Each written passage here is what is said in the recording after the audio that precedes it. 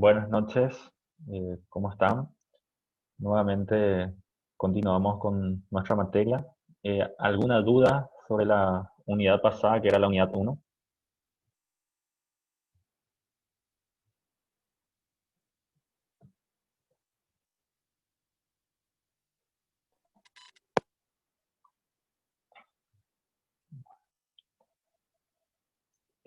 Nuevamente ya procedí a cargar la unidad 2. Hoy vamos a desarrollar a grandes rasgos esa unidad. Como primer punto, vamos a hacer una breve introducción nuevamente a lo que habíamos hablado la primera clase, específicamente porque nuestra unidad nos pide, no llegué a transcribir porque iba a ser reiterativo, el tema al hablar de las personas. Las personas, como saben, viene de la palabra latina personae, que era un disfraz que se usaba en el teatro griego, ¿verdad? Después, las personas lo, se lo define, Vélez lo definía como todo ente susceptible de adquirir derechos. ¿Por qué decía ente? Porque dependía, podría ser una persona física o de existencia natural o una persona jurídica de existencia ideal. Ahí la diferencia primordial entre persona física y persona jurídica. La persona física es la persona natural y la persona jurídica es de existencia ideal que se pacta a través de un contrato de sociedades, que más adelante vamos a hablar al respecto de las diferentes sociedades que están regulados en nuestro ordenamiento jurídico. Y eso por una parte. Hablando, completando ya esa parte de personas, teniendo en cuenta que existen personas físicas y personas jurídicas, esas personas físicas o jurídicas son entes capaces de adquirir derechos y contraer obligaciones. ¿Por qué hablamos de las personas? Porque las personas se encuentran directamente relacionadas a lo que vamos a hablar ahora, que es del comercio y la empresa.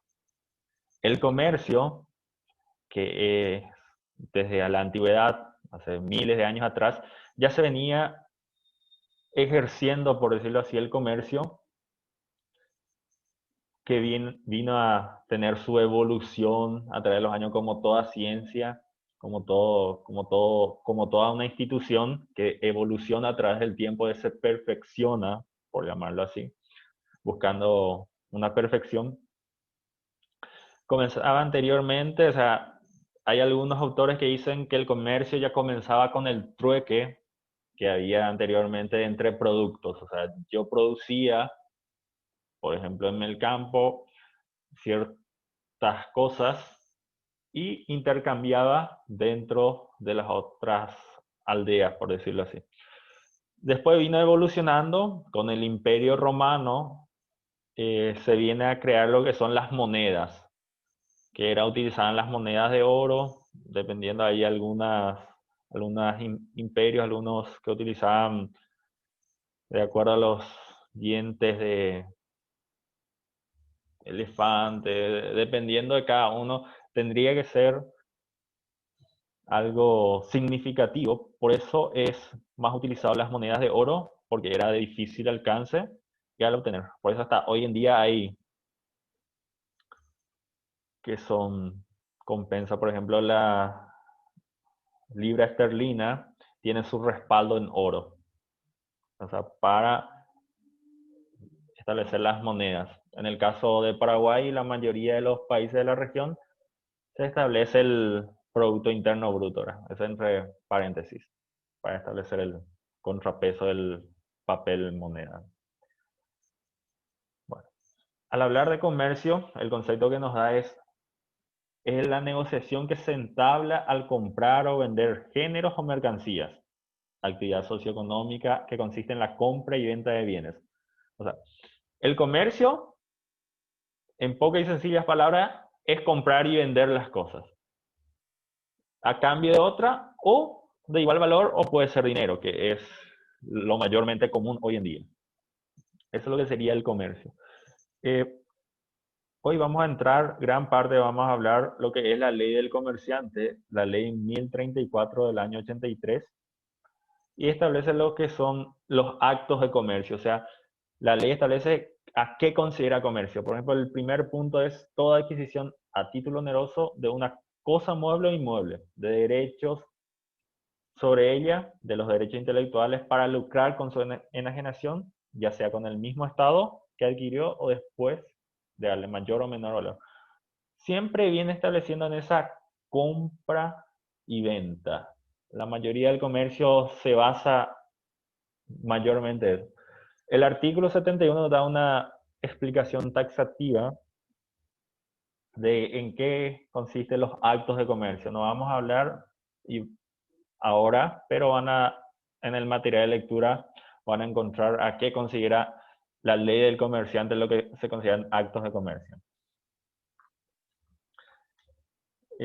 También que los actos de los comerciantes realizados en su calidad de tales se presumen son actos de comercio. O sea, es decir, todo lo que realiza el comerciante se presume que son actos de comercio, aunque no esté expresamente establecido en el artículo 71.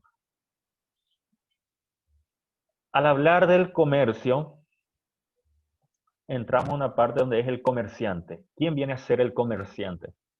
Y la norma, la ley 1034 del año 83, que es la ley del comerciante, establece en su artículo 3 quiénes son los comerciantes. Es decir, dice, y son las personas que realizan profesionalmente los actos de comercio y las sociedades que tengan por objeto principal la realización de actos de comercio. Cita a las personas, pero se entiende que son las personas físicas que realizan profesionalmente. ¿Por qué da le llama una actividad profesional a lo que es el comercio? Vamos a ver más adelante, porque para ejercer la profesión, o sea, correctamente, se tiene que inscribirse y obtener la matrícula de comerciante, que en la práctica muy poco se cumple, ¿verdad? Pero por eso el comercio es un acto profesional. Después nuestro material nos pide una distinción entre comerciante y no comerciante. El comerciante, como vimos, que es el que realiza los actos de comercio profesionalmente. Los no comerciantes sería la inversa, son los que no realizan. Pero puede ser que en el caso ocasionalmente realicen actos de comercio, pero no van a ser considerados comerciantes. O sea, ocasional o accidentalmente lo nombra el código. Sería, por ejemplo, el caso de una compra-venta de un vehículo. Yo tengo un vehículo y realizo una compra-venta, le vendo mi vehículo a una persona X, le vendo a mi hermano, a mi primo, por dar un ejemplo. Yo realizo esa venta ocasionalmente, o sea, solamente por ese mi auto. O sea, yo no me dedico a vender autos continuamente, o sea, no ejerzo profesionalmente, fue un acto de comercio accidental. Al ser un acto de comercio accidental, no se encuadra dentro de los que son comerciantes, o sea, son no comerciantes.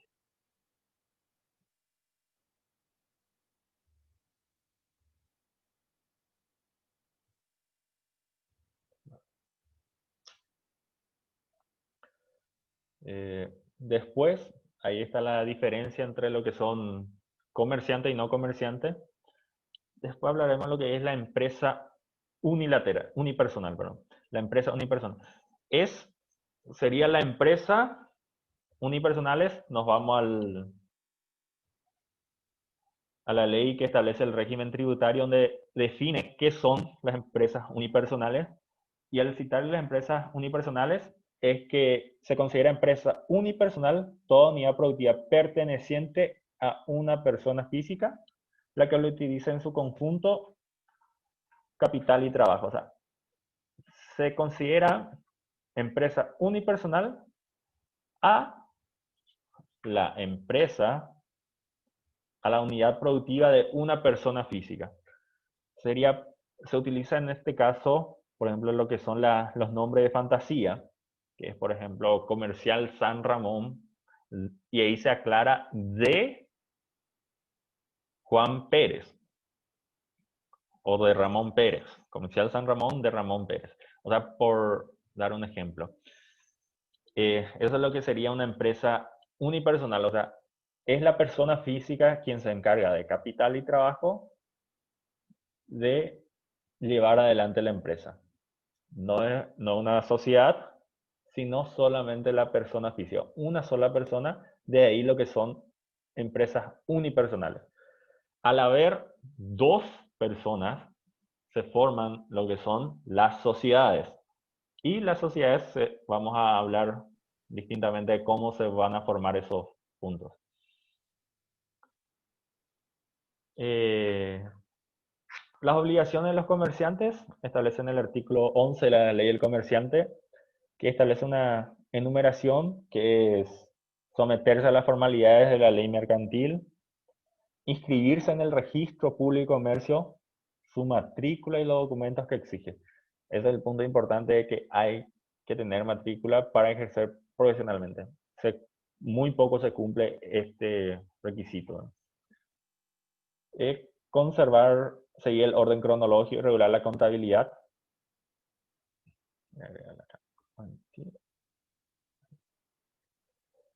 Y conservar los libros de contabilidad, correspondencia a los documentos que tenga relación con el giro del comercio. Esa en forma enumerativa nos establece la norma.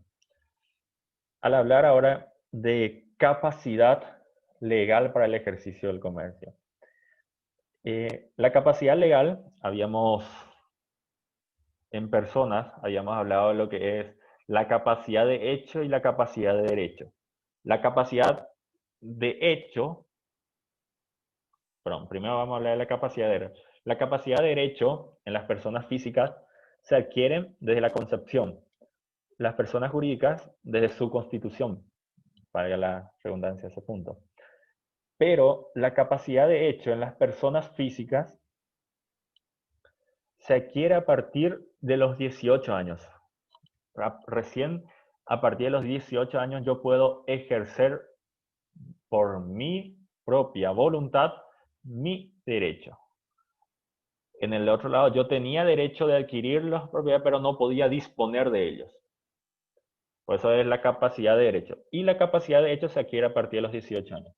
Y la capacidad legal para ejercer el comercio es que toda persona tenga libre administración de sus bienes, o sea, que no tenga una interdicción o esté declarado en quiebra en caso de las personas físicas. O sea, tiene que tener una libre administración del ejercicio para ejercer el comercio.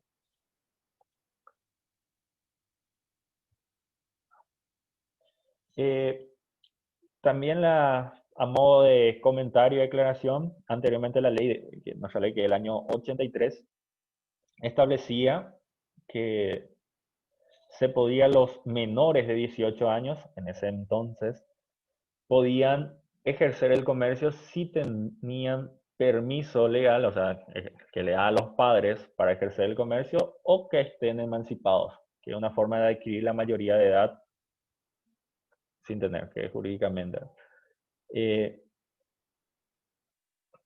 Con la ley del año 2003, que es la ley 2169, se establece la mayoría de edad y se deroga el artículo 7 que se refería en ese punto específico. Y establece que la mayoría de edad es a partir de los 18 años. Entonces, la persona menor de 18 años ya no necesita permiso de los padres para ejercer el comercio. Es una forma de capacidad legal. Después el programa nos pide hablar de los corredores. ¿Quién son los corredores? Son los que hacen el famoso 5K, ahora 10K. No se refiere a eso la norma, ¿verdad? Los corredores, jurídicamente hablando, son las personas que no se hallan en una situación de dependencia, pero actúan como intermediarios en la oferta y la demanda. Seguramente en las películas o habrán escuchado muchas veces la bolsa de Estados Unidos, la bolsa de tal cosa, que tienen los corredores, que son los encargados de, por decirlo así, vender para hacer la oferta y la demanda. Dentro del, viniendo acá a Paraguay, un ejemplo claro puede ser los corredores de seguros, que el encargado, o sea, ellos no tienen ninguna responsabilidad, están matriculados, o sea, no tienen ninguna responsabilidad, o sea, no tienen ninguna dependencia, lo nombra la norma, con la aseguradora, pero actúa de intermediario con una persona que quiere contratar el seguro. Y a eso se le nombra, o sea, corredores de seguro, que están matriculados y están habilitados para ejercer ese punto. A eso se denomina corredores. La norma, lea la norma, son corredores las personas que sin hallarse en situación de dependencia median entre la oferta y la demanda para la conclusión de los negocios comerciales o vinculen a las partes proveyendo la conclusión de un contrato. Eso es lo que serían los corredores. También hablar de los rematadores. Los rematadores, no es rematadores de penales, ¿verdad? Yéndose al fútbol. Sería los encargados de realizar una subasta, sea pública o privada, tienen que estar matriculados también, sería actuar en una forma de intermediario, donde se subasta para vender un bien, se realiza una subasta y ellos son los encargados, los rematadores son los encargados de subastar. No cualquier persona puede realizar esos actos de subasta, o sea, solamente la persona matriculada tiene que realizar. Eso al entrar los rematadores. Después, hablamos de los auxiliares del comerciante, de quienes el comerciante se ayuda para ejercer, o sea, no puede ejercer totalmente, entonces delega responsabilidades. Y al delegar responsabilidades, la norma establece dos formas, que son de los factores y de los dependientes. Los factores, o sea, no es un factor común, se le nombra factores que a la persona legalmente capacitada para el ejercicio del comercio y que es el que se encarga a través de un mandato. Sería el factor, sería un administrador de esos negocios, que es el auxiliar. No es el encargado, no es el titular del negocio, pero actúa ejerciendo un mandato dado por el comerciante para administrar esos negocios. Eso es lo que sería un factor. Y la designación del factor, por eso le hice una aclaración a ese punto, que debe constar en instrumento privado o público otorgado por la autoridad competente de la empresa.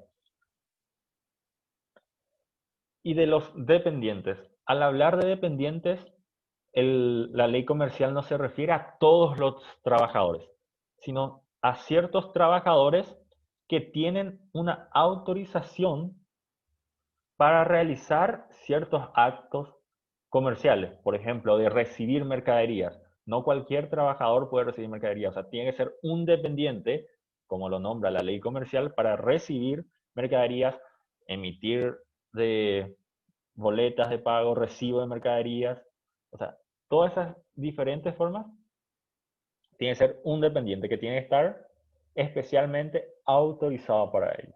Por eso no cualquier trabajador es dependiente a tenor de la ley comercial. O sea, todo trabajador en el ámbito laboral es dependiente del empleador, pero en este caso, al hablar de dependiente comercialmente hablando dentro de la ley comercial del comerciante, es la persona especialmente autorizada para realizar ciertos actos determinados. Bueno, entramos ahora a hablar de lo que es la empresa. Sería algo difícil de definir, nos dice el material, encontré la página, la fuente, ¿verdad? Es algo difícil porque hay diferentes acepciones a la palabra empresa, o sea, depende de qué ámbitos, si se ve lo económico, si se ve lo social o si se ve lo tecnológico, psicológico, filosófico, o sea, Depende de las circunstancias, se le puede dar un concepto, ¿verdad? Pero desde el punto de vista económico de la economía, la empresa se trata de un conjunto de factores productivos, humanos, técnicos y financieros, organizados y coordinados por la dirección, dedicados a la producción de bienes y servicios para su posterior venta en el mercado con el objetivo principal de obtener un beneficio. Por eso, la empresa siempre busca obtener un beneficio. Siempre su fin es lucrativo. La empresa siempre su fin es lucrativo. Si la empresa no tiene un fin lucrativo, o sea, no es empresa, va a ser una ONG o organización no gubernamental sin fines de lucro, ¿verdad? Porque la empresa siempre busca lucrar. Y al hablar de empresa, nos viene la palabra empresario. ¿De dónde viene? O sea, viene de la empresa. Y el empresario sería, nos define, la definición que encontré era, que es la figura que adopta las decisiones generales de la empresa. Sería el director o el encargado de la empresa, el que se encarga de dirigir esos puntos. Ese es el empresario. Serían los directores o los socios, dependiendo de las circunstancias, son los empresarios. Después, la, la unidad nos pide hablar del nombre comercial. Y el nombre comercial, como habíamos dicho, o sea, citado en la empresa unipersonal, se utiliza un nombre comercial, un nombre de fantasía, que puede ser un comercial San Ramón, un comercial ciertos puntos. Es la razón social adoptada, dice la propia norma, que es la ley de marcas, encontramos que es el nombre comercial, y una característica principal que ese nombre comercial no hace falta inscribir. No hace falta inscribir, pero si se puede inscribir, sería bueno inscribir, ¿verdad? Para posteriores derechos, para que no aparezca un nombre llamativo, aparezca un homónimo directamente acá en Casa Paz, una empresa, yo creo una empresa unipersonal, le pongo un nombre X que me surge y ahí aparece, se copia. Y entonces para que yo pueda reclamar los daños de utilizar esos puntos, o sea, tengo que registrar. Pero la norma, la ley no me pide, o sea, no hace falta inscribir, dice la norma. Después nos pide lo que son las marcas. O sea, las marcas no es lo mismo que el nombre comercial. El nombre comercial es el nombre de fantasía.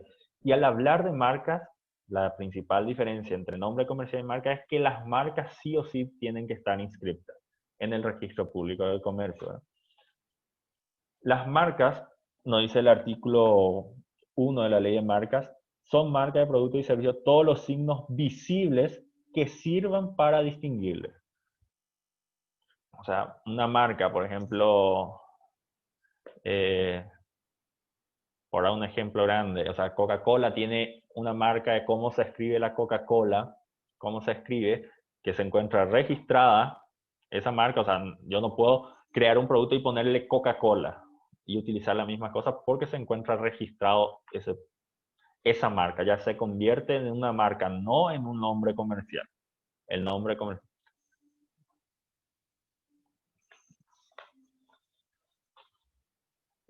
Otro de los puntos que es los patentes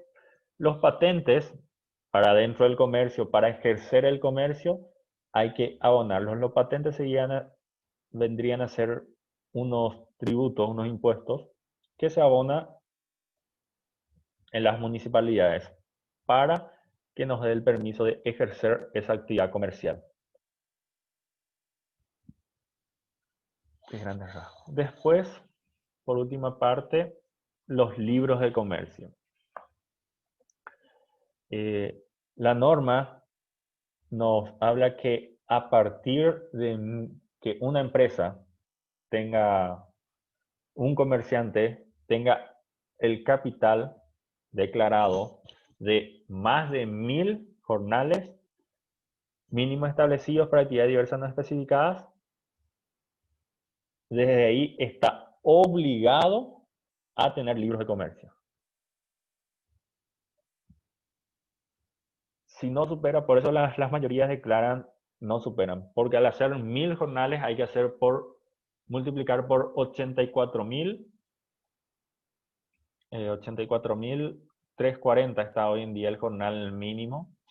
1000 por 3 serían 84 millones, por ahí tendría que ser el capital declarado. Por eso la mayoría de las empresas que vemos capital 50 millones, o sea, para no exigirle el tema de los libros. Igual llevan los libros para una mejor administración, pero no hace falta con los requisitos establecidos en este punto, que es cuando se lleva más de 1000 jornales mínimos, se tienen que inscribir los libros en el registro de comercio, tienen que foliarse en el registro de comercio, o sea, todos esos puntos que establece la ley comercial. Exige la propia ley, exige, o sea, queda a criterio de la empresa llevar su contabilidad con que, o sea, puede utilizar los libros, que, o sea, existen varios que ustedes van a conocer mejor en contabilidad cuáles son los libros existentes, pero jurídicamente solamente exige que sí o sí tiene que tener la empresa, que es el libro diario y el libro de inventario, que es obligatorio tener la empresa. Tener, o sea, que superen los 1000 jornales. Sin perjuicio de los otros libros, o sea, pueden tener los libros de caja, lo que sí, no sé si me ayudan con otros libros que conozco, o sea, pero sí o sí se tiene que tener solo el libro diario y el libro de inventario. En relación a ese punto, la contabilidad tiene que llevar una contadora matriculada y esa contadora también asume responsabilidad en relación sobre esa contabilidad que va a llevar. O sea, ya necesita una firma, una contadora para llevar esos puntos. Se tiene que hacer un balance general, también establece la norma, que dentro de los 3 primeros meses de cada año se tiene que hacer un balance general. Y por último, que es jurídicamente importante, que esos libros del registro de contabilidad deberán ser conservados por 5 años, un lapso de 5 años. Es decir, después, pasados los 5 años, se puede destruir, pero hay que guardar 5 años, establece la norma. ¿Con qué fin? Y en un eventual caso penal, se va a tener con los antecedentes los 5 años anteriores para ver si hubo o no un hechos o sea, facturas que se adulteraron, ciertos puntos, o si hubo un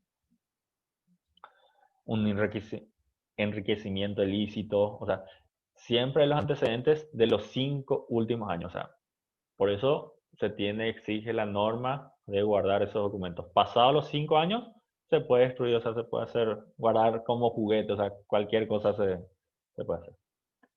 Esto es lo que son grandes rasgos al hablar de esta unidad. No sé si tienen alguna consulta, dudas que quieran realizar.